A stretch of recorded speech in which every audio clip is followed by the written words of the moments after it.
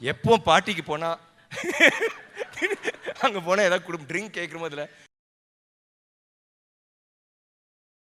காவேரி பிரச்சனை காரணமாக இன்னைக்கு காலையிலேருந்து எந்த கடையும் கிடையாது.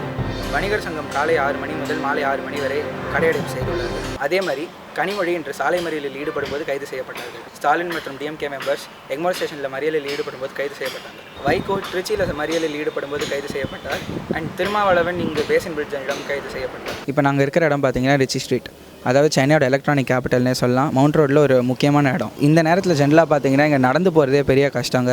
ஆனால் இப்போ நான் நிற்கிற இடத்துல பார்த்தீங்கன்னா வெறிச்சோடி கிடக்கு. இது ஏன்னு பார்த்தீங்கன்னா காவேரி பிரச்சனையை முன்னிட்டு தமிழகம் முழுவதும் இருக்கிற கடையடைப்பு தான் காரணம். தண்ணி எனக்கு கொடுங்க, உங்கள் சொத்தை கர்நாடகா நாங்கள் சொத்தை ஒன்றையும் கேட்கல, தண்ணி தான் கேட்குறோம்.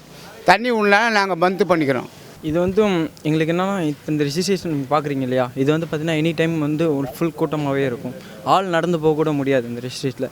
ஸோ நாங்கள் எதுக்கு பந்து பண்ணியிருக்கோன்னா, எங்களுக்கு அந்த தண்ணி வேணும், புரியுதுங்களா? எங்களுக்கு அதுதான் மெயினாக. நாங்கள் அதனால தான் வந்து எங்களுக்கு லட்சக்கணக்கான லாஸ் இருக்குங்க.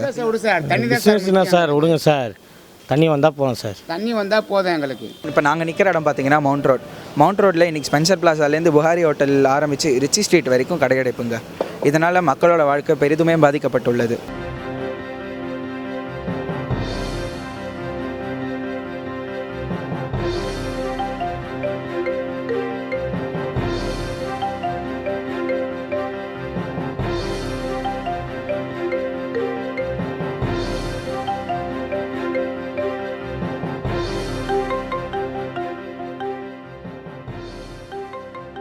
இன்றைக்கி பார்த்தீங்கன்னா கடைகள் மாத்திரம் இல்லைங்க, பந்தின் காரணமாக தியேட்டர்களும் மூடப்பட்டுள்ளது.